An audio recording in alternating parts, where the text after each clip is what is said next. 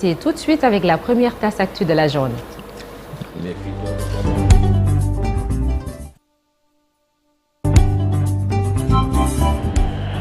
Le journal avec Chertidiane Diao et on parle de cette saisie à Sénoba, c'est dans le sud du pays, une saisie de billets noirs d'une contre-valeur de 447 milliards de francs CFA par la douane. Et selon le communiqué de la division de la communication et des relations publiques de la douane, cela a été possible grâce à l'exploitation d'une information faisant état d'un projet de transfert et de lavage de billets noirs par des individus opérant dans le sud du pays.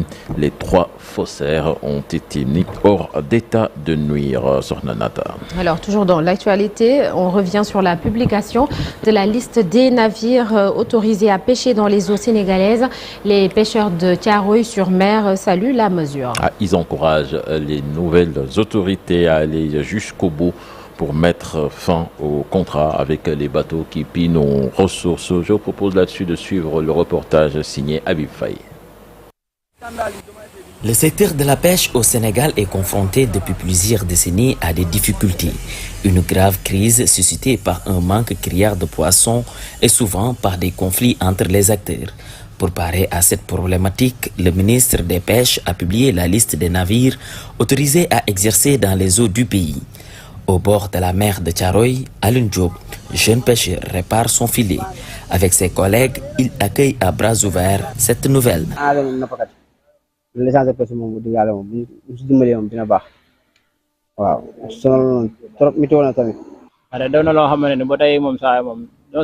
Nous nous réjouissons de cette mesure de l'État. Ça nous facilite le travail.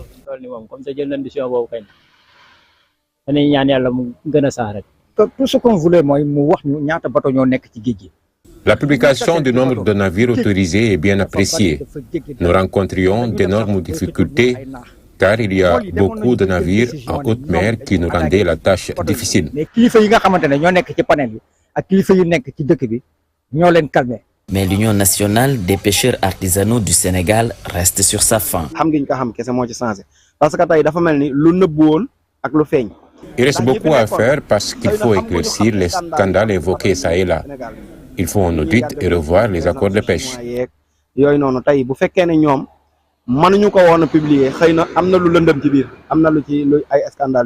Le parc piroguier du Sénégal, publié aussi avec plus de 17 000 pirogues sur le littoral, les pêcheurs invitent l'État à revoir les accords de pêche avec l'Occident et surtout auditer le pavillon.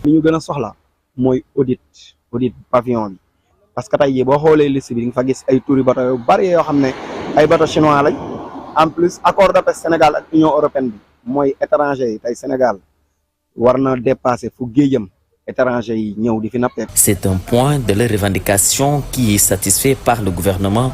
Selon eux, des changements sont opérés dans le secteur. Toutefois, les pêcheurs restent optimistes sur les autres.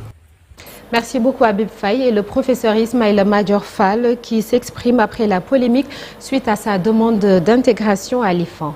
Tout d'abord, Nathan, on va suivre la réaction du syndicat Le Sud-Est qui déclare que le recteur de l'UCAD déroge les règles d'affectation du personnel enseignant. Il déclare que le professeur titulaire en droit serait beaucoup plus utile à sa faculté d'origine. Nous écoutons Tierno Ly, donc membre du Sud-Est, interrogé par Cher Diop. Le problème qui s'est posé, c'est que nous avons été saisis par nos collègues sympathisants et militants du Sud-Est ESR de l'IFAN d'une information qui a été transmise lors de leur assemblée, lors de l'assemblée de l'IFAN par le directeur, renvoyant à une demande de consultation qui venait du recteur concernant l'affectation de M. Ismaïla Madior Fall, professeur titulaire de droit public à l'UCAD, à l'IFAN. Suite à cette information, nos collègues nous ont saisis et les procédures n'auraient pas été respectées. Parce que normalement, si vous demandez une affectation à l'IFAN ou dans un institut de recherche, il faut faire une demande d'affectation adressée au recteur, qui transmet la demande au directeur de l'IFAN, qui lui-même transmet la demande au département concerné pour que cette assemblée de département délibère sur la question avant que l'assemblée de l'IFAN ne valide ou n'invalide cette affectation. Donc, C'est cette procédure qui doit être respectée. Ça, c'est le premier point. Le deuxième point, c'est que à l'IFAN, il n'y a pas de département de droit. Or, lorsque vous faites un projet de recherche pour être affecté à l'IFAN, il faut que votre domaine de compétence renvoie aux missions allouées à l'IFAN, aux missions que l'IFAN doit mener dans le cadre de la recherche pour le développement académique et scientifique de l'université.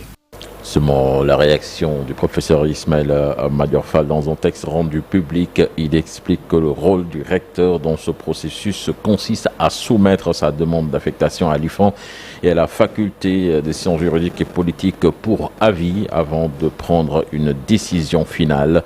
L'ancien ministre de la Justice dénonce la démarche du syndicat qu'il qualifie de profanation des traditions universitaires. Il demande le respect des usages et la liberté académique. Lutte contre les inondations, le ministère de l'Hydraulique et de l'Assainissement et celui des Forces armées prêts à travailler en toute synergie pour faire face. C'est dans ce cadre que le docteur Cheikh Tidiane Dièye a été reçu par le général Biram Diop. C'était hier à la salle de réunion Soro Samba Diop du ministère des Forces armées. De fortes températures sur Nanata sont attendues dans la période du 8 au 12 mai. Une annonce faite par Tidiane Camara, ingénieur prévisionniste à l'ANACIM. Ces fortes chaleurs notées ces derniers jours sont causées par un vent chaud appelé Harmattan qui souffle dans le pays. Je vous propose de suivre ces explications avec Fatimata Touré. Une semaine qui a été très chaude sur le pays. Des températures qui ont largement dépassé la barre de 45 degrés sur une bonne partie du pays. Pas plus tard qu'hier d'ailleurs, à Matam par exemple, nous avons obtenu une température de 47 degrés. Mais au courant de ce même week-end passé, là, nous avons eu à Kaffrine une température maximale qui a atteint 48 degrés. Donc cela témoigne de températures vraiment extrêmes, si on peut dire à la limite, enregistrées un peu partout sur le pays. Donc ce qui fait que généralement au courant de cette période, la chaleur elle est perceptible sur une bonne partie du pays. Donc cela est une cause naturelle normale. Donc au courant de cette période, nous avons l'harmattan qui souffle sur le pays. L'harmattan c'est un vent chaud et c'est que nous connaissons tous, qui quitte le désert, ou plutôt qui traverse le désert jusqu'à rejoindre donc notre pays. Il faut savoir également que la chaleur elle va persister. Elle va persister parce qu'au courant de cette semaine, du 8 allant jusqu'au 11 voire 12 disons, les températures resteront toujours élevées. Donc la barre des 45 degrés sera atteinte par endroits sur le pays, avec toujours une forte chaleur qui va concerner les régions centre, est, mais aussi sud, et même légèrement le littoral qui est intéressé. Cependant, cela persistera uniquement jusqu'à la fin de ce week-end-ci, donc de cette semaine plutôt. Et dès la semaine prochaine, Inch'Allah, nous allons noter une légère baisse, une tendance qui sera à la baisse côté température, faisant ressentir donc aux populations un temps plutôt clément sur le pays. Puis la gendarmerie en deuil avec le décès du général Mamadou Diop. Il était le haut commandant de la gendarmerie nationale et directeur de la justice militaire. Les honneurs militaires, justement, lui seront rendus ce matin au quartier Sambati Diallo, suivi de l'inhumation au cimetière de Yoff. Et puis pour boucler Nata, basketball, Africa League, la troisième journée avec l'AS Douane qui a été battue hier par les Rwandais de l'APR. Score final 66-61. Les douaniers qui compromettent leurs chances de qualification pour les playoffs, mais restent quand même les matchs retour où il faudra faire sans faute pour espérer donc se qualifier pour aller à playoffs. Voilà, c'était tout pour l'actualité nationale ce matin.